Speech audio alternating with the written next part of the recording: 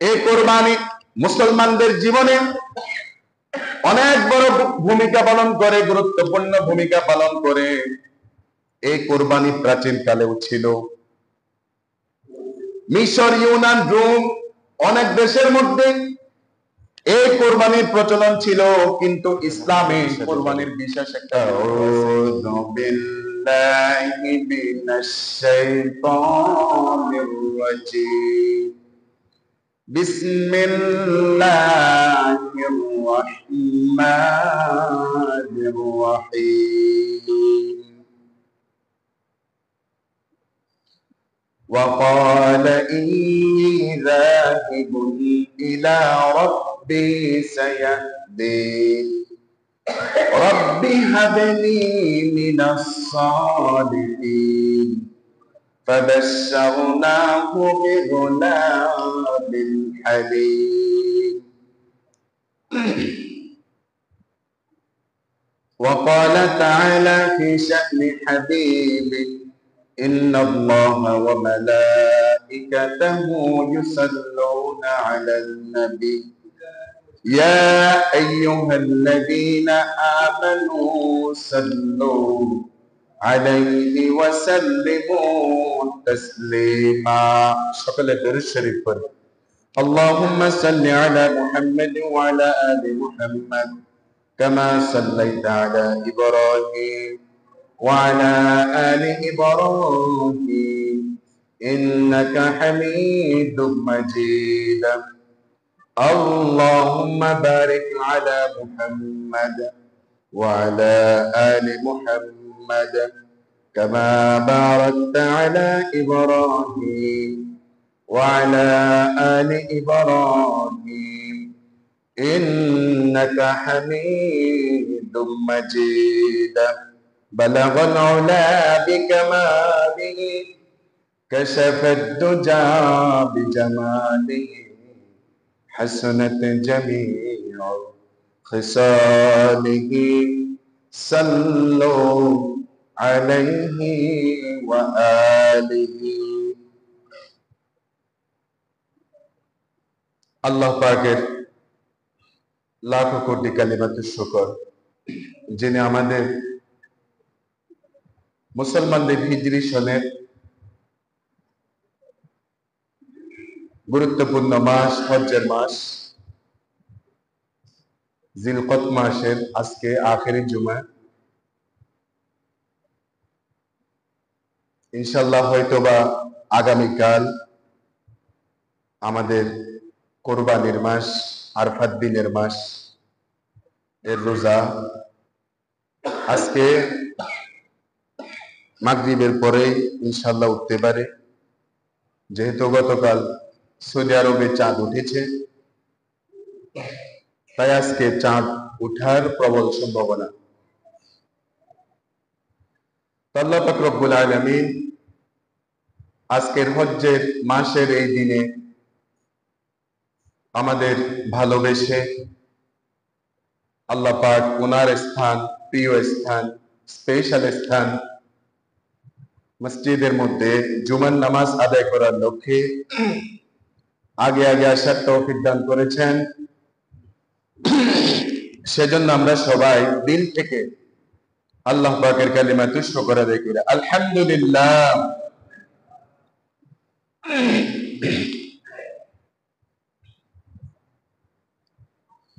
আমরা সকলে একটু মুহাব্বতের সাথে জিকির করি, লা ইলাহা ইল্লাল্লাহ, লা ইলাহা ইল্লাল্লাহ,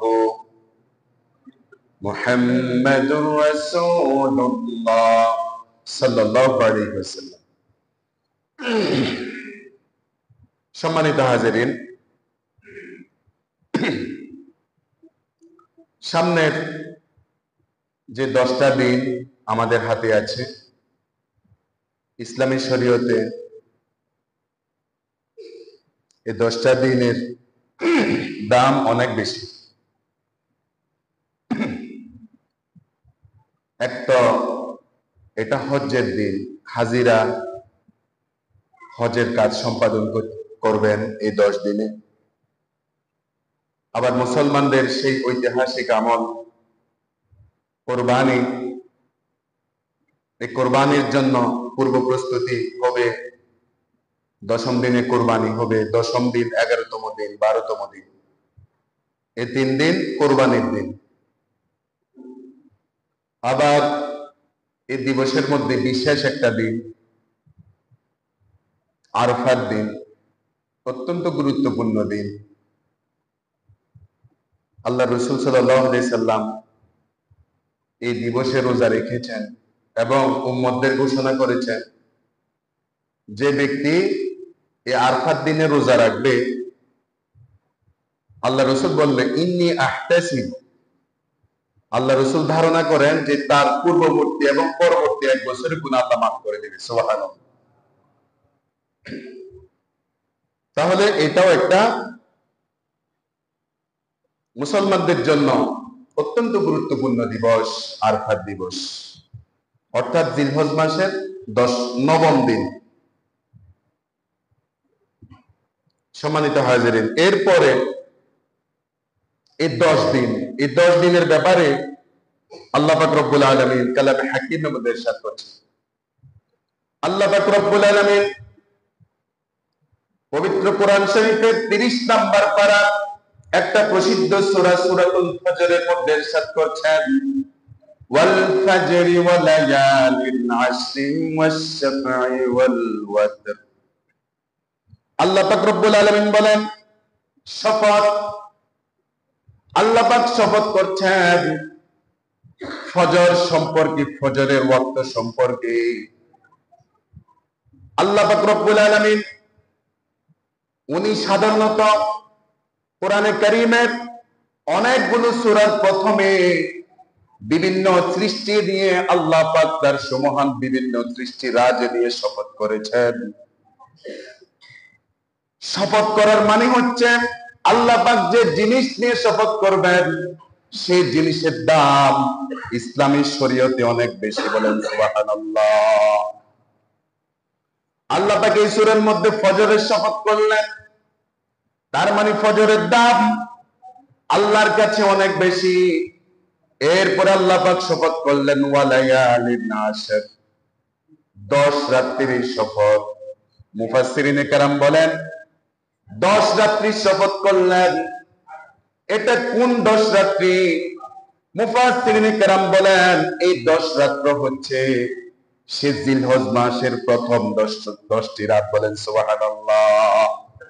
জিলহজ মাস যখন শুরু হয়ে যাবে, প্রথম রাত থেকে শুরু করে কুরবানির রাত পর্যন্ত 10টি রাত, এই 10টি রাত যেন মুসলমান উম্মতেরা যেন এই 10টি রাতের মধ্যে আল্লাহর বেশি বেশি আমল করতে পারে, এজন্য আল্লাহ পাক মুসলমানদের জন্য একটা সুযোগ করে দিলেন। বলেন সুবহানাল্লাহ।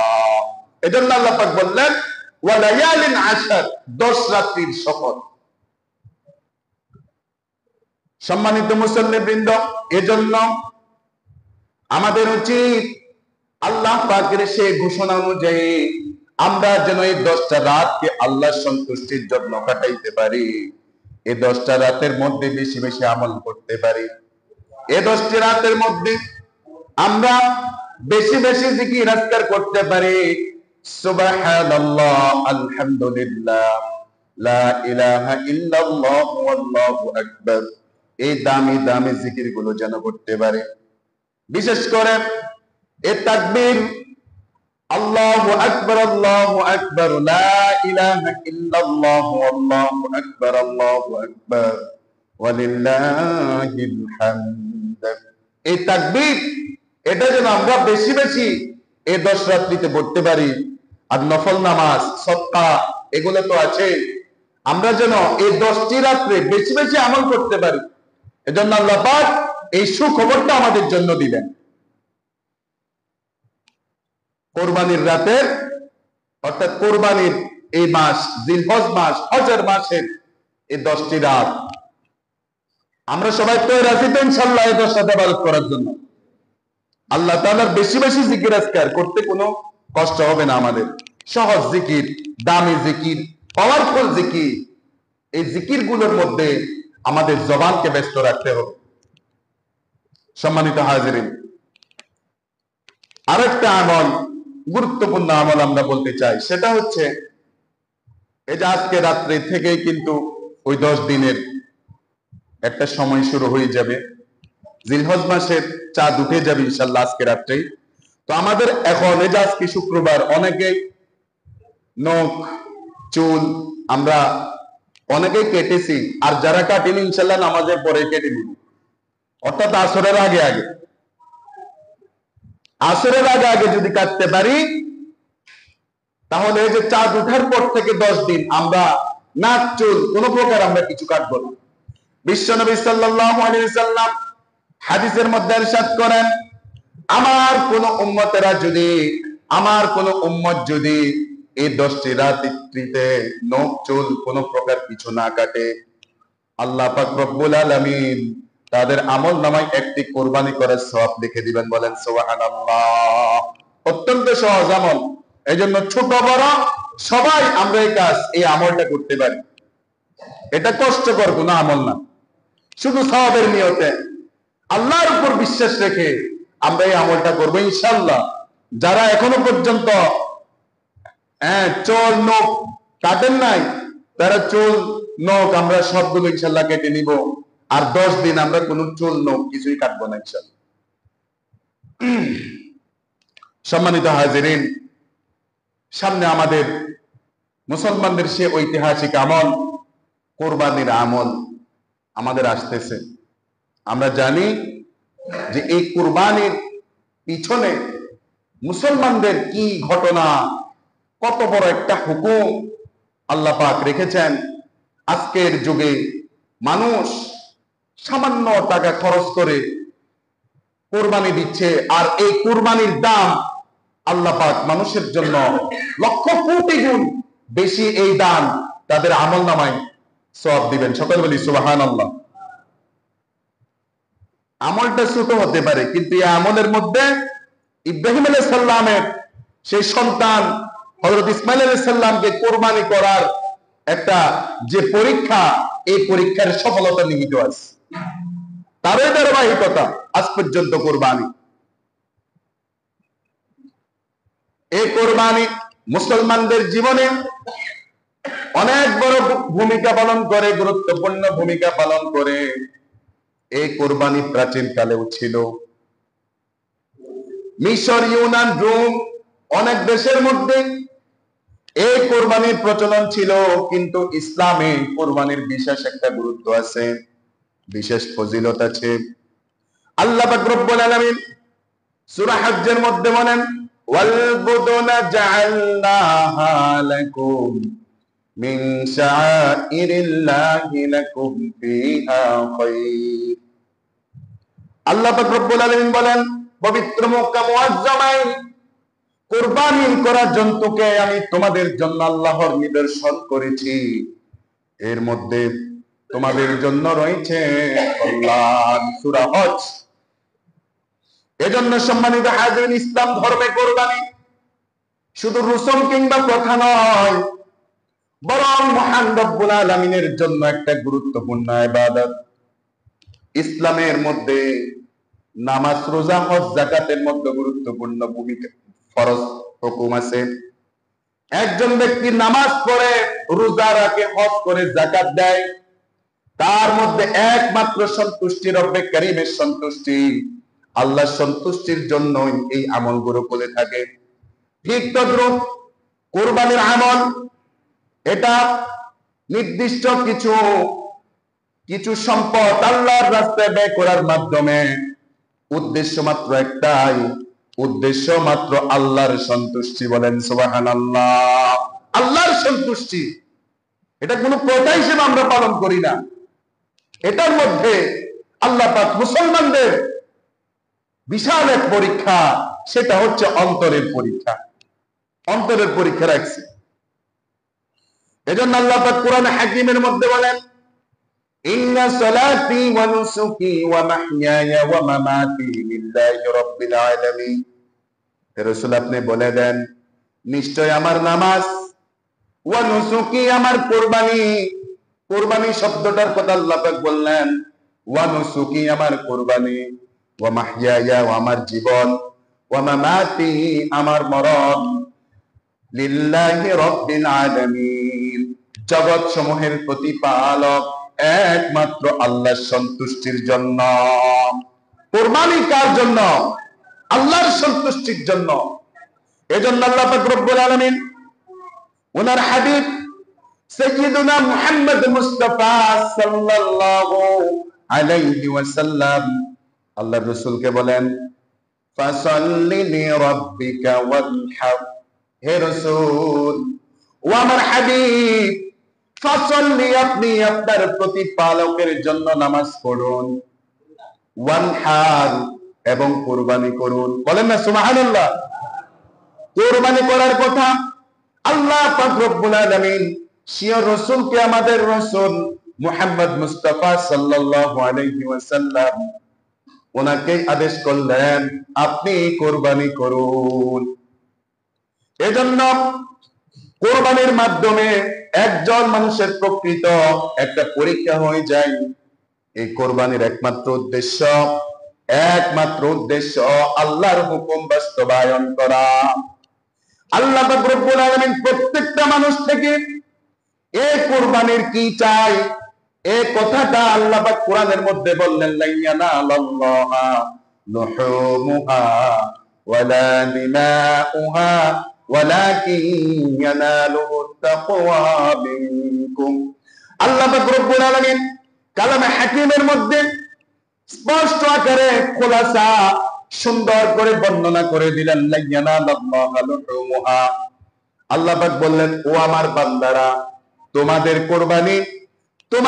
কোরবানির গোশত, পশুর গোশত, ওয়া দিমাউহা, এবং তার রক্ত, পশুর রক্ত, লা ইয়ানালাল্লাহা, কিছুই আল্লাহর কাছে পৌঁছে না, ওয়ালাকিন ইয়ানালুহুত তাকওয়া মিনকুম, তবে আল্লাহর কাছে তোমাদের কুরবানি থেকে একটা জিনিস পৌঁছায়, সেটা হচ্ছে মানুষের তাকওয়ার জজবা। বলেন সুবহানাল্লাহ। অন্তরের জজবা, আমাদের অন্তরের খুলুসিয়ত, একনিষ্ঠতা, ইখলাস, যে আমাদের কুরবানিটা কি জন্য হচ্ছে, আমরা কুরবানিটা কেন দিচ্ছি, একমাত্র উদ্দেশ্য আল্লাহর সন্তুষ্টি। বলেন না কার সন্তুষ্টি? আল্লাহ স্পষ্ট করে দিলেন যে আমার কাছে কোরবানির গোশত আসে না, রক্ত আসে না, পশু। আমরা কি কোরবানির গোশত আল্লাহর জন্য রেখে আসি কোথাও? এককালে তো এই সিস্টেম ছিল যে কোরবানির পশুর গোশত গুলা পাহাড়ে রেখে আসতো, আসমান থেকে আগুন আসে, সেগুলো পুড়াই ফেলতো। তো যার গোশত পুড়ে যাইতো সেটা কবুল হইতো, আর যার গোশত পুড়তো না সেটা কবুল হইতো না। কিন্তু আমরা বর্তমানে আল্লাহ পাক আমাদের এমন একটা পরীক্ষার মধ্যে রাখছেন যে কুরবানি এটা সহজ একটা হিসাব, আমরা খাবো, আমাদের জন্যই কুরবানি, কিন্তু আল্লাহর কাছে একটা জিনিস পৌঁছায় যাচ্ছে, সেটা কি? অন্তরের জজবা, তাকওয়ার জজবা, আল্লাহর সন্তুষ্টি। সুবহানাল্লাহ।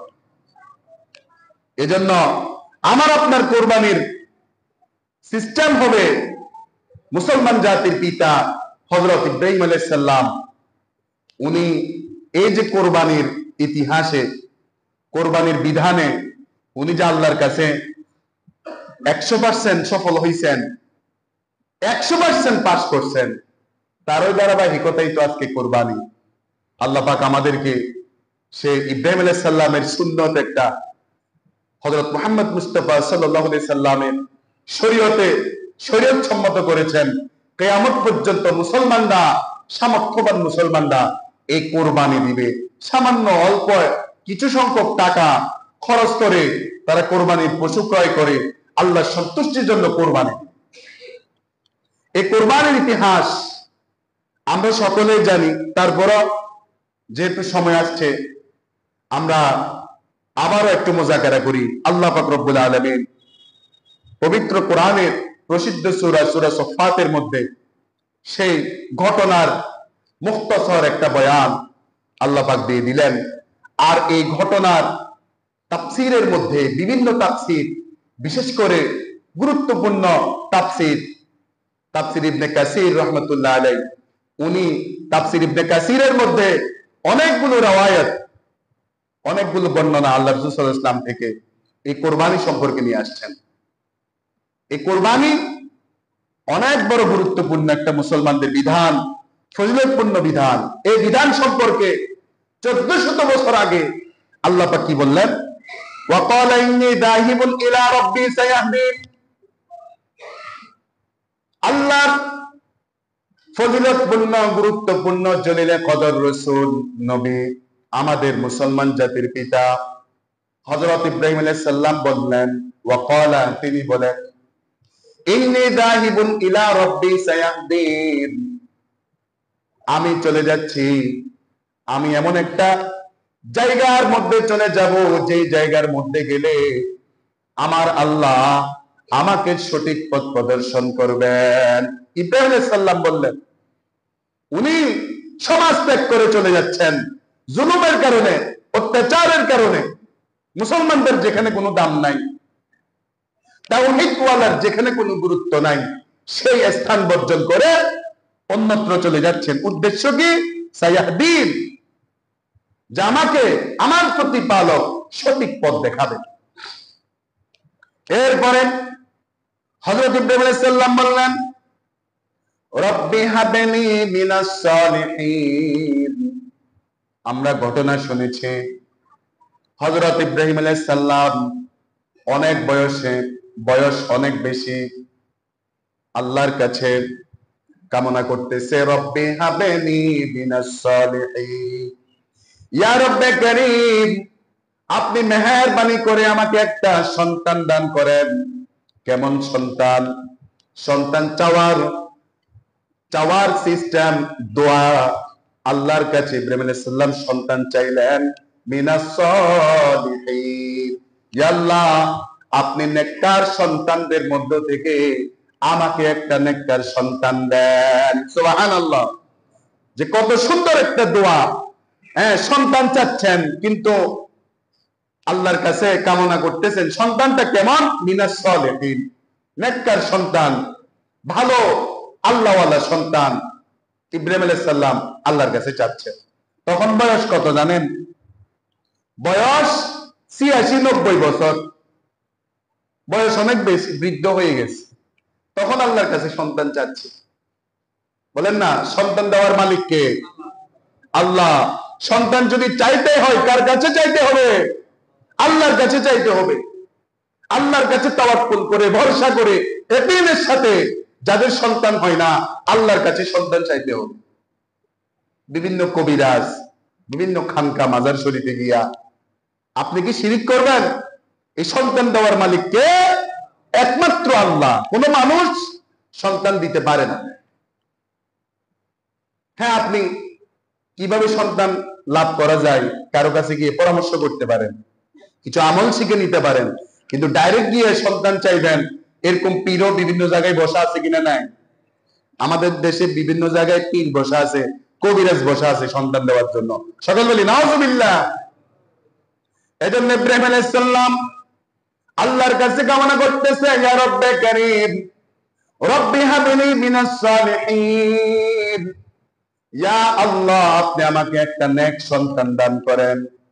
আল্লাহ পাক এমন এক পরাক্রমশালী আল্লাহ, তিনি পৃথিবী সৃষ্টি লগ্ন থেকে আজ পর্যন্ত যাকে ইচ্ছা সন্তান দিয়েছেন। আল্লাহ পাক কোরআনের অন্যত্র বলেন, আল্লাহ পাক যাকে ইচ্ছে সন্তান দান করেন, যাকে ইচ্ছা ছেলে সন্তান দান করেন, যাকে ইচ্ছা মেয়ে সন্তান দান করেন, কন্যা সন্তান দান করেন, যাকে ইচ্ছা বন্দা রাখেন, কোন সন্তান দেয় না। আল্লাহ পাক যাকে ইচ্ছা পিতা ছাড়াও সন্তান দিতে পারেন। কে? বলেন। পিতা ছাড়া সন্তান দিতে পারেন কে? আল্লাহ। হযরত মরিয়ম আলাইহিস সালাতু ওয়াস সালাম, উনাকে আল্লাহ পাক পিতা ছাড়া হযরত ঈসা আলাইহিস সালামকে গর্ভে দিলেন। সকল বলি সুবহানাল্লাহ। হযরত আদম আলাইহিস সালাতু ওয়াস সালাম, আল্লাহ পাক আদম আলাইহিস সালাতু ওয়াস সালামকে সৃষ্টি করলেন। বলেন না, ওনার কি পিতা আছে? আদম আলাইহিস সালামের কি পিতা আছে? কোনো পিতা নাই। আদম আলাইহিস সালামকে সৃষ্টি করলেন। এটা আল্লাহ পাকের ক্ষমতা। আল্লাহ পাক যাকে ইচ্ছা যেভাবে ইচ্ছা সন্তান দান করবেন। এজন্য মানুষ আছে না যে পুনরুত্থান আখিরাতকে মানুষ বিশ্বাস করে না। হিন্দুরা যারা বিধর্মী আছে তারা মনে করে মৃত্যু মানে শেষ, এই জন্য দেখেন না পুরাই ফেলে। তাদের কি কবর আছে? বলেন না কবর আছে, জলে নদী গঙ্গায় ভাসায় দেয়। তারা পুনরুত্থানকে বিশ্বাস করে না, অথচ আল্লাহ পাক কোরআনের মধ্যে ঘোষণা করলেন, আমি তো ওই খোদা, আমি তো ওই প্রভু, আমি ওই আল্লাহ, যিনি যে মানুষকে সৃষ্টি করে দুনিয়াতে একবার পাঠাইছি, সে মানুষকে পুনরুত্থান করার ক্ষমতা একমাত্র আমি আল্লাহর। সকল বলি সুবহানাল্লাহ। যে আল্লাহ আমাকে আপনাকে দুনিয়াতে পাঠাইছেন, উনি কি কবরের মধ্যে আবার পুনরুত্থান করতে পারেন না? এই কথা আল্লাহ পাক সেই নাফরমান কাফিরদেরকে বুঝাই দিচ্ছেন। এরপরে ইব্রাহিম আলাইহিস সালাম আল্লাহর কাছে সন্তান চাওয়ার পরে আল্লাহ পাক ঘোষণা দিলেন, ফাবাশশারনাহু বিগুলাবিন হালিম। আল্লাহ পাক রব্বুল আলামিন ইব্রাহিম আলাইহিস সালামকে সুসংবাদ দিলেন। আল্লাহ পাক বলেন, ফাবাশশারনাহু, আমি সুসংবাদ দিলাম, বিগুলামিন হালিম, আমার এমন এক নবজাতকের, এমন এক সন্তানের, যে সন্তান পুত পবিত্র, যেই সন্তান সহনশীল। বলেন সুবহানাল্লাহ। আল্লাহ পাক ঘোষণা দিলেন, নবী দোয়া করলেন। নবীদের দোয়া কি মিস হতে পারে?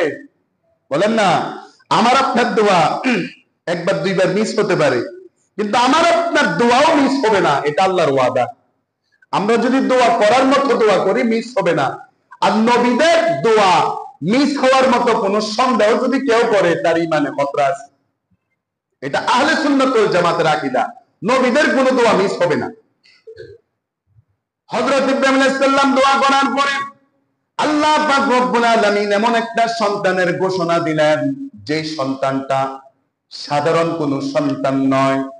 এই সন্তানটা হচ্ছে হযরত ইসমাঈল আলাইহিস সালাতু ওয়াস সালাম। বলেন সুবহানাল্লাহ। ইনিও নবী, ইব্রাহিম আলাইহিস সালামও নবী, নবীর ঘরে নবী। আল্লাহ পাক সে ছোট্ট শিশুর, নেককার সন্তানের সুসংবাদ দিয়ে দিলেন।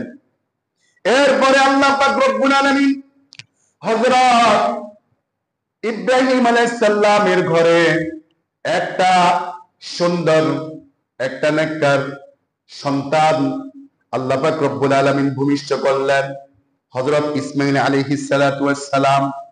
তাফসীরের কিতাবে অনেক বড় বড় তাফসীর আছে। হযরত ইব্রাহিম আলাইহিস সালামের মাতার নাম হচ্ছে হাজেরা। হাজেরা, ইসমাঈল আলাইহিস সালামের আরেকটা মাতা ছিল সৎমা, ওনার নাম সারা। এরকম অনেক বিস্তারিত ঘটনা আমরা অনেক শুনেছি। হযরত ইব্রাহিম আলাইহিস সালামের ঘরে যখন ইসমাঈল আলাইহিস সালাম জন্মগ্রহণ করলেন, এরপর আস্তে আস্তে বড় হতে লাগলো, বড় হতে লাগলো, বড় হতে হতে কিশোর শিশু, বালক শিশু যখন 5-6 বছর 7 বছর উপনীত হলো, তখন একদিন হযরত ইসমাঈল আলাইহিস সালাতু ওয়াস সালাম স্বপ্নের মধ্যে দেখতেছে, আল্লাহ পাক স্বপ্ন দেখাচ্ছে। নবীদের স্বপ্ন এটা 100% সত্য। বলেন না, নবীদের স্বপ্ন কি? একটা ওয়াহির মানজালার মধ্যে, এটা ওয়াহি, নবীদের এরকম স্বপ্ন। হযরত ইব্রাহিম আলাইহিস সালাতু ওয়াস সালাম আল্লাহর কাছে দোয়া করার পরে এক সন্তান হলো, আস্তে আস্তে বড় হচ্ছে। এবার শিশুরা যখন দৌড়াদৌড়ি করে, দৌড়াতে পারে, একটু একটু কথাও বলতে পারে, মোটামুটি 5-6 বছর দৌড়াদৌড়ি করতেছে, ঠিক সেই সময় আল্লাহ পাক ইব্রাহিম আলাইহিস সালামকে স্বপ্ন দেখতেছেন। ইব্রাহিম আলাইহিস সালাম নিজের সেই সন্তানকে সেই বয়সে বলতেছে, ফালাম্মা বালাগা মা'হুস সা'য়া, আল্লাহ পাক বললেন, যখন সেই সন্তানের এমন একটা বয়স হয়েছে যে বয়সের মধ্যে সে দৌড়াদৌড়ি করতে পারে, বালাগা মা'হুস সা'য়া ক্বালা ইয়া বুনাইয়া, ইব্রাহিম আলাইহিস সালাম বলতেছে, ও আমার কলিজার সন্তান, ইয়া বুনাইয়া, অনেক মায়াবী ডাক, মায়াবী ডাক দিয়ে ইব্রাহিম আলাইহিস সালাম নিজের সন্তানকে বলতেছে, ইন্নী আরা ফিল মানাম আন্নী আযবাহুকা ফানজুর মাযা তারা। ইব্রাহিম আলাইহিস সালাম বলতেছেন, ও আমার কলিজার টুকরা সন্তান, ইন্নী আরা ফিল মানাম, আমি রাত্রে তোমাকে ঘুমের মধ্যে দেখলাম, তোমার একটা অবস্থা দেখলাম, আন্নী আযবাহুকা ফানজুর মাযা তারা, আমি যখন ঘুমাচ্ছিলাম আল্লাহ পাক রব্বুল আলামিন গায়েব থেকে ডাক দিলেন, ডাক দিয়ে বললেন, তোমার সন্তানকে আমার রাস্তায় কুরবানি করো, তাকে জবে করো। এরপরে ইব্রাহিম আলাইহিস সালাম বললেন, আমি তোমাকে ঘুমের মধ্যে দেখতেছি, আমি তোমাকে আল্লাহর সন্তুষ্টির জন্য তোমাকে কুরবানি দিয়ে দিচ্ছি। বলেন সুবহানাল্লাহ। ফানজুর মাযা তারা, ও সন্তান, এটা তোমাকে ঘুমের মধ্যে দেখলাম, আল্লাহর জন্য তোমাকে কুরবানি দিতেছি, এই বিষয়ে তোমার মতামত কি? তোমার একটু মতামত শুনতে যাচ্ছি। ছোট ছেলে, ছোট ছেলে, কিন্তু ছোট হলেও তো নবী। নবী আর সাধারণ মানুষকে এক বলেন না, সৃষ্টিগত এক, কিন্তু দামের দিক থেকে কি? নবীদের দাম পৃথিবীর মধ্যে সবচাইতে বেশি যারা কোনো গুনাহ করে না, যারা মাসুম নিষ্পাপ। সকলে বলি সুবহানাল্লাহ। আল্লাহ পাক আবার ওয়াদা দিয়েছেন এমন একটা সন্তান, যে সন্তান সাধারণ কোনো সন্তান নয়। ইব্রাহিম আলাইহিস সালামের সন্তান হিসেবে আল্লাহ পাক যারে দিয়েছে, বিগুলামিন হালিম, এটা আল্লাহ পাক নিজের কুদরতি জবানে বলছে যে আমি একটা সহনশীল, ধৈর্যশীল একটা সন্তান আমি ইব্রাহিম আলাইহিস সালামকে দান করেছেন। এখন ৮৬ বছর পর বৃদ্ধ অবস্থায় সন্তানকে পাইল। বলেন না, সন্তানের দাম, মান, সন্তানের আদর কম না বেশি? বলেন না, বেশি না? সাধারণত মানুষ যদি ১০-১৫ বছর পর একটা সন্তান হয়, কত কত আদর, সুবহানাল্লাহ। আর এখন ৮৬ বছর পরে তাও আল্লাহ থেকে খুঁজে নিছে একটা সন্তান। কিন্তু ৫-৬ বছর না যাইতে আল্লাহ পাক একটা অগ্নি পরীক্ষা। ইব্রাহিম আলাইহিস সালাম তিনি তো এমন একটা নবী, যিনি জন্ম থেকেই আল্লাহ পাক পরীক্ষার মধ্যে রাখছে। একটা সংগ্রামী জীবন ইব্রাহিম আলাইহিস সালাম পার করছে, সুবহানাল্লাহ বলেন। আগুনের পরীক্ষা, মূর্তির পরীক্ষা, নমরুদের সাথে যে যুদ্ধ, ইব্রাহিম আলাইহিস সালাম সংগ্রামী জীবন পার করছে। সেই শেষ অবস্থায়ও আল্লাহ পাক পরীক্ষা থেকে ছাড় দেন না। কলিজার টুকরা সন্তানকে আল্লাহর রাস্তায় এরকম কুরবানি দেওয়ার জন্য আল্লাহ পাক স্বপ্নের মধ্যে দেখাইলেন। সন্তানকে বলতেছে, ফানজুর মাযা তারা, ও আমার সন্তান, এই বিষয়ে তোমার মতামত শুনতে যাচ্ছি, কি বলো তুমি? হযরত ইসমাঈল আলাইহিস সালাম ৬ বছরের শিশু, সে কি বলতেছে দেখেন, ক্বালা ইয়া আবাতি ফাআল মা তু'মার, ইয়া আবাতি ফাআল মা তু'মার, সাতাজিদুনি ইনশাআল্লাহু মিনাস সাবিরিন। হযরত ইসমাঈল আলাইহিস সালাম বললেন, মাত্র ৫-৬ বছরের শিশু। ক্বালা, তিনি বললেন, ইয়া আবাতি, ও আমার মমতাময় পিতা। হযরত ইব্রাহিম আলাইহিস সালাম যেভাবে ডাক দিলেন, ইসমাঈল আলাইহিস সালামও সেভাবে আদরের সাথে, মুহাব্বতের সাথে, সম্মানের সাথে বললেন, আবাতি, ও আমার মমতাময় পিতা। ইন্নী আরাফিল, বললেন, ইফআল মা তু'মার, আপনি আপনার হুকুম বাস্তবায়ন করেন। আপনি যে মর্মে নির্দেশিত হয়েছেন সে কাজটা আপনি পরিপূর্ণ করে দেন, কোনো টেনশন করিয়েন না। সাতাজিদুনি ইনশাআল্লাহু মিনাস সাবিরিন, আপনি আমাকে, আল্লাহ যদি চায়, আপনি আমাকে ধৈর্যশীলদের মধ্য থেকে পাবেন। বলেন সুবহানাল্লাহ।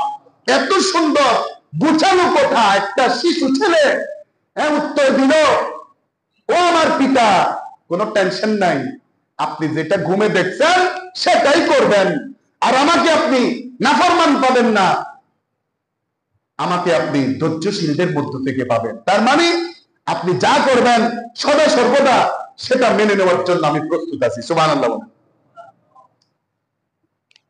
আমাদের মতোই তো মানুষ, শিশু ছেলে যদি এই জবাব দেয়, একটু চিন্তা করে দেখেন না, আমাদেরও তো ছেলে সন্তান আছে। দিনের জন্য আল্লাহ পাক কত বেশি, এটা মুসলমানদের জন্য উপমা উপমা। তারপর সম্মানিত হাজির, সংক্ষেপে বলে দিচ্ছি আমি। হ্যাঁ, এরপরে যখন বললেন আপনি আপনার কাজ করেন, ইব্রাহিম আলাইহিস সালাম শুরু করে দিয়েছে ওনার পরীক্ষা। আল্লাহ পাকের যে অর্ডার, যে হুকুম উনি শুরু করে দিলেন, ফালাম্মা আসলামা ওয়া তাল্লাহু লিল জাবিন। আর যখন তারা দুইজন আল্লাহর হুকুম বাস্তবায়ন করা শুরু করে দিলেন, আত্মসমর্পণ করলেন, ওয়া তাল্লাহু লিল জাবিন, যখন কুরবানি দেওয়ার জন্য প্রস্তুত, কুরবানি দেওয়া শুরু করে দিলেন। বিস্তারিত ঘটনা, কুরবানি শুরু করলেন, কুরবানি হয় না, কুরবানি শুরু করলেন। মূলত আল্লাহ পাক রব্বুল আলামিন প্রত্যেকটা নবীর জীবনে বড় বড় পরীক্ষা করেছেন। এই নবীদের পরীক্ষার মধ্যে এটাও একটা বড় পরীক্ষা। হযরত ইব্রাহিম আলাইহিস সালাম সন্তানকে কুরবানি করা শুরু করে দিলেন, কিন্তু কুরবানি হয় না। ঠিক তখন আল্লাহর পক্ষ থেকে একটা দুম্ব এসে কুরবানি হয়ে গেল। বলেন সুবহানাল্লাহ। আসমান থেকে একটা জন্তু এসে কুরবানি হয়ে গেল। আর আল্লাহ পাক রব্বুল আলামিন তৎক্ষণাৎ ইব্রাহিম আলাইহিস সালামকে ডাক দিয়ে বললেন, ওয়ানা দাইনাহু আইয়া ইব্রাহিম। আল্লাহ পাক ইব্রাহিম আলাইহিস সালামকে ডাক দিলেন, এ আমার ইব্রাহিম, কদ সাদ্দাকাতার রুয়া, তুমি যে স্বপ্নের মধ্যে আমার হুকুম দেখেছ, আমি যে স্বপ্ন তোমাকে দেখাইছি, এই স্বপ্ন বাস্তবায়ন করতে গিয়ে তুমি পাশ করেছ। তুমি, তোমার স্বপ্ন সঠিক হয়েছে, তোমার কাজ সফল হয়েছে, আমি তোমাকে উত্তীর্ণ করেছি। ইন্না কাযালিকা নাজজিল মুহসিনিন। এরকম আমার বান্দা বান্দীদের মধ্য থেকে যারা সৎকর্মশীল, যারা সৎকর্ম করে, আমি আল্লাহ তাদেরকে ঠিক এভাবে সঠিক প্রতিদান দিয়ে থাকি। অর্থাৎ আমি আল্লাহ তাদের সৎকর্মর কারণে তাদেরকে সফল করে থাকি। বলেন সুবহানাল্লাহ। আল্লাহ পাক বললেন, ইন্না হাযা লাহুল বালাউল মুবিন, নিশ্চয় এই পরীক্ষাটা মানে ছোটখাটো পরীক্ষা না, এটা একটা বড় মাপের পরীক্ষা। বলেন সুবহানাল্লাহ। ওয়াফাদাইনাহু বিযিবহিন আযীম। সম্মানিত হাজিরিন, সুন্দর করে এই ঘটনাটা আল্লাহ পাক, এই কুরবানির যে ঘটনা দেখেন, তখন থেকে আজ পর্যন্ত কুরবানির, তখন যদি সত্যি সত্যি ইব্রাহিম ইসমাঈল আলাইহিস সালাম আল্লাহর রাস্তায় কুরবানি হতো, এখনো পর্যন্ত সেই কুরবানি আমাদের পালন করা লাগতো। ঠিক কিনা বেটি? যেহেতু প্রত্যেক আমরা যত মুসলমান, আমরা যদি আল্লাহর হুকুম পালন করি, আর আল্লাহ পাক এমন একটা সত্তা, এমন প্রভু আমাদের, এমন মালিক, যিনি মানুষের উপর জুলুম হবে এরকম কোন কাজ শরীয়ত সম্মত করে নাই। বলেন সুবহানাল্লাহ। কাজে কুরবানি এটা অনেক বড় একটা আল্লাহর হুকুম। এই হুকুম যেন আমরা পালন করতে পারি এক সুন্দরভাবে, ইখলাসের সাথে। যাদের খরচের অতিরিক্ত টাকা আছে, আমরা সেখান থেকে কোরবানির পশু কিনে, ছাগল দিয়ে হোক, গরু দিয়ে হোক, সামনের জুমা ইনশাআল্লাহ মাসালা সম্পর্কে আলোচনা হবে। আল্লাহ পাক আমাদের ইখলাসের সাথে কোরবানির পশু কিনার তৌফিক দান করুন। সকলে আল্লাহুম্মা আমিন।